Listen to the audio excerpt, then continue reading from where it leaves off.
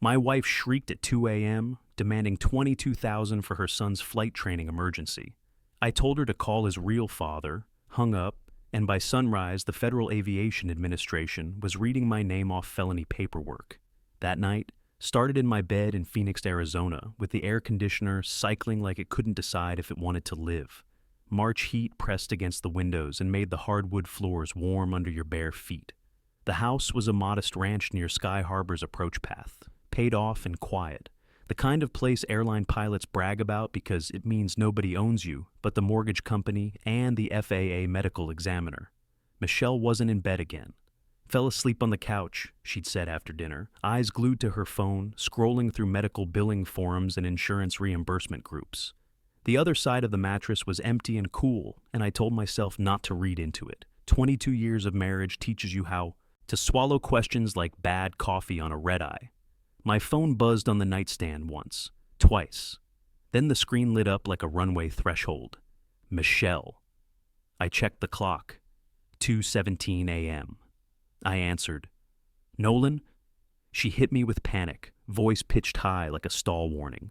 Nolan, oh my God, Brady's in serious trouble. The flight school's holding his commercial license hostage. They're saying he might lose everything if we don't pay the deposit tonight. In the background, I heard something that wanted you to think it was an airport terminal. Gate announcements, that electronic hum you get around jetways, the distant whine of auxiliary power units. All the right sounds, perfectly orchestrated. Where are you? I asked. I'm with him, she said, breathy and sharp at the same time, like she was walking fast through a concourse. They need cash. They need $22,000 right now. I sat up, the room smelling like the leather flight bag I'd left by the dresser and the muscle. Rub I'd used on my shoulders after heading back from Denver. $22,000. That's a semester at Embry-Riddle. That's an instrument rating and a commercial license combined. That's 3 months of my captain's salary after taxes. They said if we can't pay the deposit, they'll withdraw his application, she continued, her voice cracking like a radio transmission through weather. He'll be stuck with community college and never get his ATP, never fly for the airlines. Brady Coleman was 29, Michelle's only child from her first marriage to some ground crew guy who disappeared when the kid was 3. When I met Brady, he was 12 and skinny as a control yoke, all elbows and attitude and dreams of flying that he wore like an oversized uniform. I taught him to read sectional charts in the backyard, and later how to do weight and balance calculations at the kitchen table after homework was done. I never adopted him officially. Michelle always said we'd do it. Later, when the paperwork was easier, when he was older, when things settled down. Later never came, but the bills sure did. A dead alternator at Chandler Municipal that needed replacing before his next lesson. A rental car mix-up in Flagstaff when his instructor took him for mountain flying experience.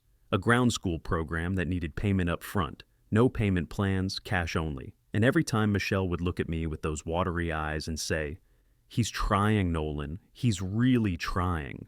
Like trying was the same thing as earning wings. Like effort alone could keep you airborne. I swung my legs out of bed and stepped onto the warm floor, feeling the house settle around me like an aircraft finding its cruise altitude. What happened to his funding? A paperwork issue, she said quickly, too quickly, like a pilot rushing through a checklist. His VA benefits got delayed. Some bureaucratic mix-up in Washington. The school won't wait. They've got other students lined up. For his slot. He's devastated, Nolan. VA benefits. My stomach tightened like turbulence was coming. Brady had never served a day in the military. Never even considered it when I'd suggested the Air Force might be a good path to the airlines. I'd checked his records when he first started talking about flight training, told Michelle it was for insurance purposes, but really I wanted to know if the kid had what it took to handle a cockpit under pressure. No service record, no GI Bill, no VA benefits. Which school? I asked, my voice steady like I was requesting vectors to an alternate. Henderson Executive, she said, then added too fast, the words tumbling over each other like a botched radio call. Outside Vegas, you know the one? They specialize in accelerated commercial programs. Vegas. I stared at the dark window. The approach lights from Sky Harbor painting the walls amber every 90 seconds as aircraft lined up for the ROL threshold. My logbook sat on the desk. Nearby, real flights logged in real aircraft, real hours earned in real weather. This emergency was happening in a city where I'd done more overnight layovers than I could count, where I knew every decent restaurant within crew transport distance of McCarran. Michelle kept talking, her voice gaining urgency like she was declaring an emergency to ATC. My credit limit is maxed. The cards are all frozen, Nolan. It's complicated. I need you to wire it. Venmo, Zelle, anything electronic. I'll pay you back when his funding comes through. I swear on my mother's grave. Why can't you pay? I asked. A beat of silence, like dead air between radio calls. Then she went softer, the way she got when she wanted me to fold, when she needed me to be the captain who always found a way to get everyone home safe. Because we're tapped out, honey, and he's crying. He's asking for you. He said you're the only real father he's ever had. That old reflex flared up like a master caution light. Reach for your wallet, fix the problem, prove you're a good captain, a good father, a good man. I felt it in my hands like they were already opening the banking app, already transferring money I'd earned flying through thunderstorms and ice and crosswinds that would ground lesser pilots. Then another thought slid in behind it, clear as tower instructions on a perfect VFR day. She kept saying, my son, not our son, not Brady, my son. I remembered the last emergency call, 3:15 a.m., 2 summers ago, when the desert was an oven and the monsoons hadn't come yet. Michelle swearing Brady needed money for an aviation medical exam, some specialist in Scottsdale who could expedite his first-class certificate. I'd sent it without question, trusted the urgency in her voice. A week later, scrolling through Instagram while waiting for a delayed departure in Denver, I saw the photos. Brady in a Scottsdale casino, bottle of Grey Goose in his hand, grinning like a rookie who'd just soloed, surrounded by people who looked like they'd never seen the inside of a cockpit. I'd confronted Michelle when I got home from that trip, showed her the photos on my phone like evidence from a flight data recorder. She'd cried, real tears that seemed to come from somewhere genuine, told me Brady was struggling with depression and the casino was just him blowing off steam after a particularly brutal ground school exam, said I was overreacting, that pilots went to casinos all the time during layovers, that I was being paranoid. I'd apologized for doubting them, bought her flowers from the grocery store, taken Brady out for breakfast, and a pep talk about staying focused on his goals. That was the rhythm of my life. I paid, then I apologized for questioning why I was paying. I swallowed hard, feeling my throat constrict like cabin pressure dropping. Michelle, call his father. Silence. Complete radio silence. The kind that makes you check if your transmitter is working. Then, her voice turned flat and cold, like a controller who's had enough of your requests for vectors. Excuse me? Call Brady's real father, I said. My voice wasn't loud, wasn't angry. It was steady and calm, like when you find a discrepancy in your logbook and you don't argue with the numbers, you don't make excuses, you just correct the error. I'm not doing this anymore. Nolan, that man is not in our lives. Her voice took on that tone she used when she was explaining insurance claims to confused patients, patient but condescending. He hasn't been for 15 years. And I am? I asked. Because right now, you're talking to me like I'm a credit union with a pilot's salary. How can you say that when he's about to lose his license? She snapped, her voice climbing like an aircraft in an emergency ascent. When he's worked so hard for this, how can you demand $22,000 at 2 in the morning? I said, keeping my voice level like I was working a radio frequency in busy airspace and refused to explain anything besides pay up. He needs help. You're his family. Her voice climbed higher, becoming shrill like a ground proximity warning. In the background, someone said, "Ma'am, please keep your voice down." And Michelle plowed right over it. If you don't send it, he'll lose everything we've worked for. My hand tightened around the phone. I pictured my retirement folder in the filing cabinet, my pilot pension calculations, the careful budgeting that came with knowing you had maybe 10 good flying years left before mandatory retirement at 65. I pictured the paid-off house that I'd earned one flight hour at a time, one paycheck at a time, flying through weather that would keep lesser men on the ground. I pictured every time I'd said yes because guilt was easier than turbulence, because keeping the peace at home seemed more important than asking hard questions. I thought about my logbook, 22 years of entries in my careful handwriting, Every approach, every landing, every time I'd brought 150 passengers safely home. Real accomplishments, real responsibility, real consequences when you got it wrong. I exhaled slow, the way you do before keying the microphone to declare an emergency. I'm going back to sleep. Nolan, no. Call his real father, I repeated, my voice calm as a captain making a PA announcement. Good night, Michelle. I ended the call. My heart was thumping like turbulence was shaking the airframe, but underneath it was an empty space where guilt usually lived, where the constant low-level anxiety of waiting for the next emergency call usually hummed like background engine noise. I powered the phone off. Black screen, no more buzzing, no more urgent demands from 3 time zones away, and lay back down. The air conditioner cycled through its routine like a pre-flight checklist. The house settled around me with the small creaks and sighs of a structure finding its equilibrium. Outside, somewhere overhead, a red-eye banked toward the runway with navigation lights blinking like distant stars, carrying passengers who trusted their captain to get them home safe. And I slept like a pilot who'd finally declared an emergency he was qualified to handle. I woke up to sunlight slicing through the blinds like landing lights cutting through morning haze, and the smell of stale coffee from the automatic timer I'd forgotten to reset after my last trip. For about 5 seconds, my mind was empty and peaceful, like that moment after engine start when all the systems are green and you're waiting for taxi clearance, when everything is potential energy waiting to become flight. Then the memory of the call slid back in, cold and sharp as mountain air at altitude. I sat on the edge of the bed, feet on the same warm floor, and felt something unfamiliar. Lightness. No buzzing phone demanding attention.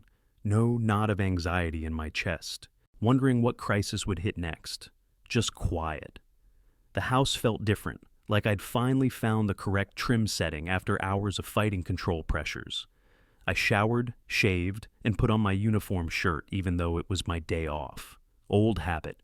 When you've been flying for 22 years, you dress like you might get called for a trip, like the company might need you to deadhead to cover a sick call or a mechanical delay. The routine felt good, felt normal, felt like putting on armor made of professional competence and hard-earned experience. I was pouring coffee, savoring the ritual of a quiet morning without crisis or emergency, when my phone lit up again. Unknown number with a 602 area code, Phoenix. I let it ring. It stopped, then rang again. Same number. On the 3rd ring, I answered. Captain Nolan Brooks. Captain Brooks, a woman said, her voice calm and practiced like a seasoned controller working a busy frequency. This is Special Agent Lisa Rivera, with the FAA's Office of Inspector General. Are you the stepfather of Brady Coleman? The coffee mug paused halfway to my mouth. The morning suddenly felt different, like weather moving in, fast from an unexpected direction. I'm married to his mother, I said carefully, setting the mug down on the counter. Why is the FAA calling me? There was a soft rustle of paper in the background, the sound of someone consulting official documents. Your name came up during a fraud investigation involving falsified aviation credentials. Mr. Coleman was detained last night, following an incident at a Las Vegas casino. During the booking process, we discovered irregularities related to credit lines opened using your identifying information. The coffee tasted burnt suddenly, like it had been sitting too long on a hot plate in some crew lounge. What kind of irregularities? A casino marker, she said, her voice taking on the careful precision of someone reading from official documentation. $50,000. Your name, social security number, and pilot certificate number were used as collateral with a Nevada gaming establishment. My kitchen felt suddenly smaller, like the walls were closing in like a cockpit during rapid decompression. I set the mug down harder than I intended, coffee sloshing onto the granite counter. I didn't authorize anything, I said. I understand, Agent Rivera replied, her tone remaining professional but sympathetic. That's why I'm calling. We need to ask you a few questions and strongly advise you to secure your financial accounts immediately. Your ATP certificate may also be under administrative review pending the outcome of this investigation. My ATP, my airline transport pilot license. 22 years of flying, and some kid was playing Russian roulette with the credentials that defined my entire professional existence. Is Brady okay? I asked, though part of me wasn't sure I wanted to know the answer.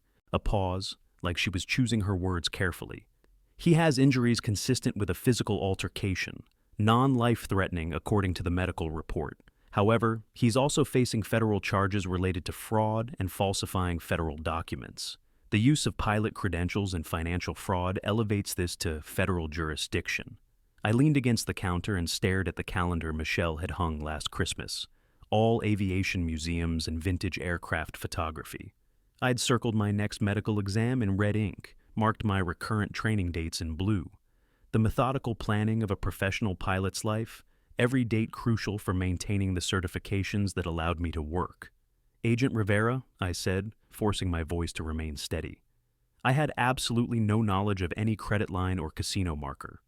That's noted in our preliminary report, she said.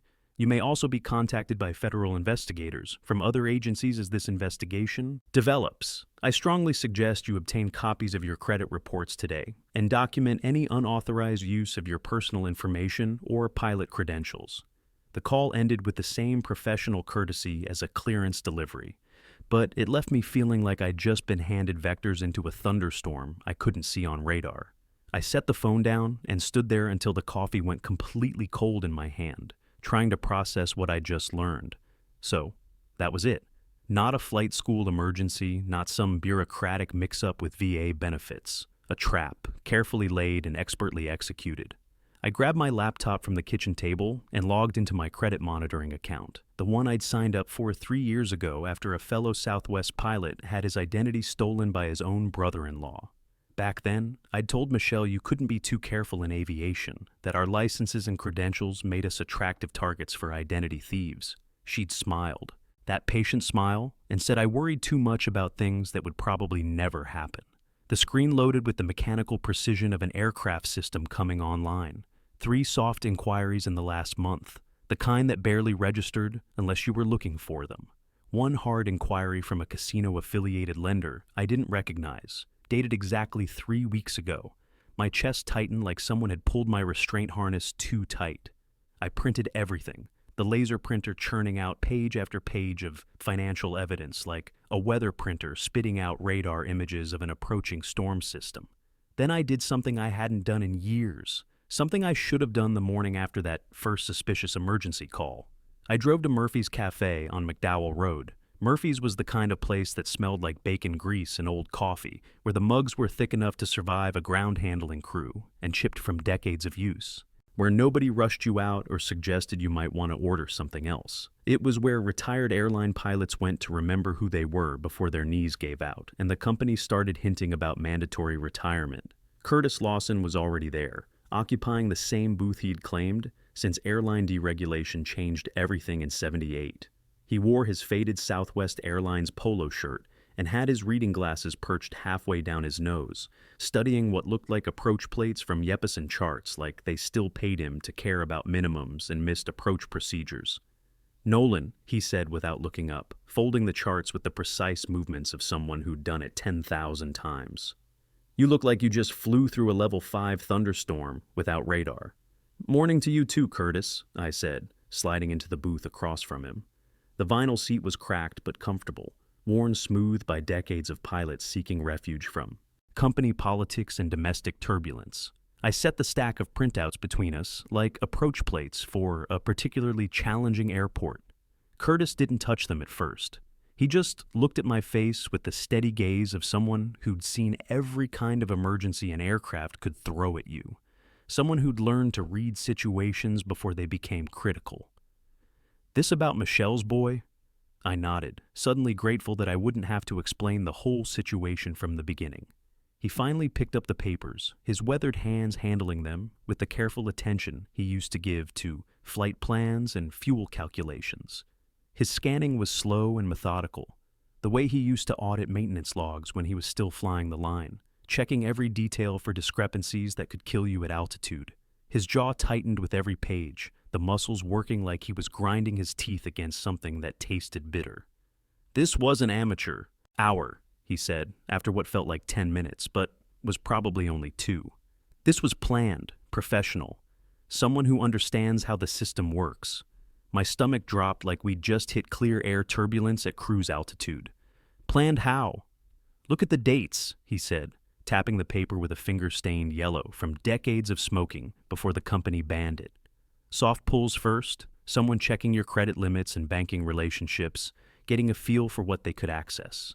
Then the hard inquiry. You don't do that sequence unless you expect approval, unless you know exactly what you're doing. I thought about Michelle's late nights hunched over her laptop, the soft blue glow illuminating her face as she navigated through healthcare billing forums and insurance reimbursement groups, learning the intricate details of how financial systems worked and where their vulnerabilities lay. He couldn't have done this alone, Curtis said, removing his reading glasses and cleaning them with the methodical precision of someone who'd spent decades ensuring his vision was perfect for instrument approaches. Someone taught him how to navigate the system. Curtis leaned back against the worn vinyl, his eyes meeting mine with the steady gaze of a Czech airman about to deliver news you didn't want to hear. Nolan, who has access to your documents, your social security number, your pilot certificates, your banking information? The cafe noise faded into background static like a distant radio frequency. Somewhere far away, silverware clinked against plates, coffee poured into mugs, normal people conducted normal conversations about normal problems. "My wife," I said. Curtis didn't look surprised. If anything, he looked like a flight instructor who just watched a student make exactly the mistake he'd been expecting. "Then listen to me very carefully. You don't confront anyone yet. You don't show your hand, you protect yourself first." I'd rub my hands together, feeling the familiar roughness of calluses from years of gripping control yokes and working manual flight controls. My fingers were cracked from desert air and the industrial-strength hand soap they used in crew lounges. "Protect myself how?" "You freeze every joint account," he said, counting off on his fingers like he was running through an emergency checklist. "You pull full credit reports from all 3 bureaus. You document everything with dates and times. And you don't let guilt make decisions for you." Guilt. That word sat between us like a rejected approach clearance, something you had to acknowledge even though you didn't want to deal with it. Curtis leaned forward, his voice taking on the tone he used to use during recurrent training, when he was trying to drive home a point that could save your life. "Casino markers aren't like credit cards, Nolan. They're closer to personal loans, backed by the full faith and credit of your reputation and earning capacity. When they go bad, people get desperate. And when people get desperate, they'll drag whoever they can down with them to avoid hitting the ground alone."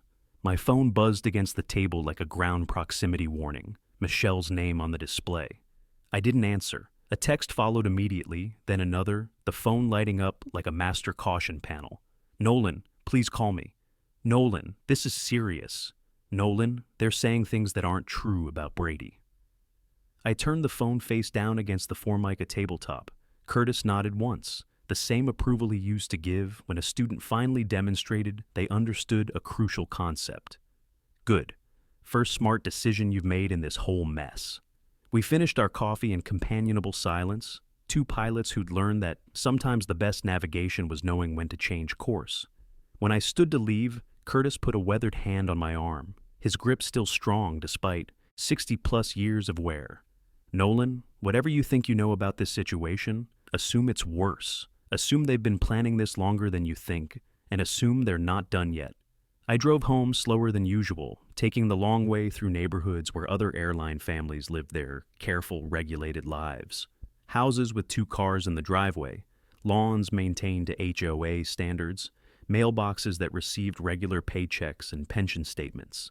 Every mile gave my thoughts room to stretch and organize themselves, like aircraft in an approach pattern. Back in my living room, I opened the filing cabinet where Michelle and I kept our important papers: insurance documents, tax returns, medical certificates, pilot licenses. Everything neat and organized, everything labeled in Michelle's careful handwriting that I'd always admired for its precision and clarity. At the back, filed behind my current medical certificate and pilot certificates, I found an envelope I didn't recognize. Standard white business envelope, my name written on it in Michelle's handwriting, filed away like it belonged there. Inside were photocopies of my social security card, my driver's license, and a pre-approval letter from a financial services company I'd never heard of. The letter was addressed to me, dated exactly 3 weeks earlier, offering a line of credit based on my excellent aviation industry employment history and stable income profile. My knees went weak like someone had just announced we were making an emergency landing. That's when my phone rang again. Different number this time, a Nevada area code I didn't recognize. I answered with the professional courtesy ingrained by decades of radio work. "Captain Brooks." "Captain Brooks," a man said, his voice tired but carrying the authority of someone accustomed to being listened to. "This is Special Agent Martinez with the U.S. Attorney's Office, District of Nevada. We need to schedule an interview regarding the fraudulent use of your identification." I closed my eyes and felt the walls of my carefully constructed life shifting around me like an aircraft encountering severe turbulence. "About what?" I asked, though I already knew the answer was going to be worse than I imagined. "About protecting you," he said, his voice taking on a tone that suggested this conversation was being recorded. "And about understanding who thought using your name and credentials was safe." I hung up the phone and stared at the wall where Michelle had hung a framed photograph of us from our honeymoon in Maui, both of us younger and happier, standing beside a vintage warbird at the Aviation Museum. I remembered that day, remembered how proud I'd felt to be starting a new life with someone who seemed to understand and respect what I did for a living. Michelle had said it herself, recorded for posterity in some federal database. I was always the safer name. I sat in my leather recliner until the air conditioner kicked on again. The familiar sound filling the house like the drone of engines at cruise altitude, steady and reliable and utterly normal. But now I could hear something different in it, something that sounded like a warning bell. Whatever this was, it was bigger than a flight training bill. It was more systematic than a son's gambling problem, and it was nowhere near over. The investigation was just beginning, and I was about to learn exactly how deep this conspiracy went. But for the first time in years, maybe decades, I wasn't going to be the one paying for everyone else's mistakes. This time, I was going to let the system do what it was designed to do, protect the innocent and hold the guilty accountable, even if the guilty included the people I'd been protecting all along. I didn't confront Michelle that night. That was the hardest part, harder than any emergency procedure I'd ever executed. Every instinct in me wanted to walk into the living room where she sat scrolling through her phone, drop that envelope on the coffee table, and ask her one simple question: why? But Curtis's voice kept looping in my head like a stuck radio transmission. Protect yourself first. So I did what investigators do, what accident investigators and safety inspectors and federal agents do. I observed, I documented, I waited. Michelle came home around 7 that evening, her cheeks flushed like she'd been crying or arguing or both. She didn't look at me when she set her purse down by the front door, the same purse that probably contained more of my personal information than I knew about. "Brady's stable," she said too quickly, like she was reading from a prepared script. "They finally got him comfortable in the hospital." I nodded from my position on the couch, remote control in my hand, eyes fixed on the evening news. "Good." She hovered in the doorway between the kitchen and living room, waiting for more. Questions, more concern, more of the automatic support I'd been providing for 22 years. When nothing came, she filled the silence herself. "The police are blowing this whole thing out of proportion. Casinos do this all the time when someone can't pay immediately. Brady just signed some paperwork he didn't fully understand." I kept my eyes on the television, watching a meteorologist explain storm patterns moving across the southwest. Weather, I understood. Weather had rules, predictable behaviors, logical consequences. I said. Her shoulders stiffened like she'd just encountered unexpected turbulence. "Nolan, you're acting strange." I turned to her then, meeting her eyes with the steady gaze I used when dealing with difficult passengers or company management. "Am I?" She studied my face like she was checking instruments during an abnormal procedure. "You didn't even ask how bad his injuries were." "He's alive," I said. "That's what matters." She nodded slowly, like she'd scored a small victory in some game I didn't know we were playing. "Exactly. So we need to be united right now. We need to support each other." United. That word used to mean something to me. Used to represent the partnership I thought we had, the team approach to life that marriage was supposed to provide. The federal investigation moved forward with the methodical precision of a pre-flight inspection. Agent Rivera called 3 more times over the next week, each conversation revealing another layer of the scheme. Credit cards opened in my name and immediately transferred to accounts I didn't recognize. Medical insurance reimbursements from procedures I'd never received, rerouted to checking accounts tied to Michelle's maiden name. Small amounts at first, then larger ones. A pattern of systematic theft that had been going on for almost 2 years. The casino marker was just the latest escalation, the point where Brady's gambling debts had exceeded what they could cover through identity theft alone. Agent Martinez flew in from Las Vegas for my formal interview, conducted in a sterile conference room at the Phoenix FBI field office. He was a thin man with graying hair and the careful demeanor of someone who'd investigated financial fraud for most of his career. "Mr. Brooks," he said, spreading documents across the table like approach plates for multiple airports. "We've traced this pattern back 23 months. The total amount involved exceeds $200,000. $200,000, nearly 2 years of my captain's salary, stolen in increments small enough to avoid triggering automatic alerts. Your wife's position as a healthcare administrator gave her detailed knowledge of how financial systems work." Martinez continued. "The timing of these transactions shows sophisticated understanding of bank processing schedules and credit reporting cycles. I signed every document they put in front of me, cooperated fully, provided additional banking records they requested, did everything a law-abiding citizen should do when criminals had used his identity to commit federal crimes. The trial was held in a courthouse that smelled like floor wax and broken dreams. Michelle walked in wearing her best suit, the navy one she'd worn to company Christmas parties when she wanted to look like a respectable pilot's wife. Brady shuffled behind her with a public defender, his injuries healed, but his spirit clearly broken. I sat alone on the prosecution side, my testimony folder neat and organized, hands folded like I was waiting for clearance to taxi. The evidence spoke for itself. Recorded phone calls, bank statements, credit applications bearing my forged signature. The prosecutor was thorough and methodical, building his case like an investigator reconstructing an accident sequence. When they played the recording of that 2 a.m. call, Michelle's voice filled the courtroom. "You've always been the safer name to use." No context could soften those words. No explanation could make them mean something other than what they clearly meant. The judge was an older man who'd probably seen every variation of greed and betrayal that humans could devise.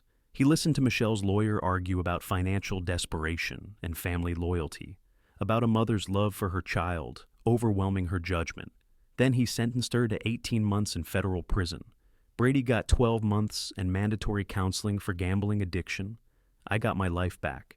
6 months later, I'm writing this from a small house near Sedona, where the only approach lights are stars and the only radio chatter comes from weekend pilots practicing touch and goes at the local airport. I'm still flying, still logging time, still earning an honest living doing something I love. Life got smaller in a good way. I volunteer at the airport on weekends, helping student pilots with their cross-country planning, teaching them about weather and navigation and the importance of making good decisions under pressure. Michelle wrote me one letter from federal prison, said she was sorry, said she never meant for it to go so far, said fear makes people do things they don't recognize. I didn't write back. Not because I was angry, anger takes energy I'd rather spend on flying, but because I was done carrying other people's guilt. Sometimes, sitting on my deck, watching the sunset paint the red rocks, I think about that 2 a.m. call, about the choice I made to hang up instead of reaching for my wallet one more time. I used to believe love meant never letting people fall. Now I know better. Love without limits isn't love, it's liability.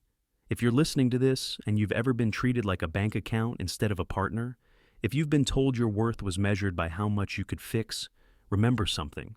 You're allowed to declare an emergency. You're allowed to protect what you've earned. And you're allowed to sleep through the night without someone else's crisis becoming your financial emergency. Sometimes the bravest thing you can do is hang up the phone and trust your instruments.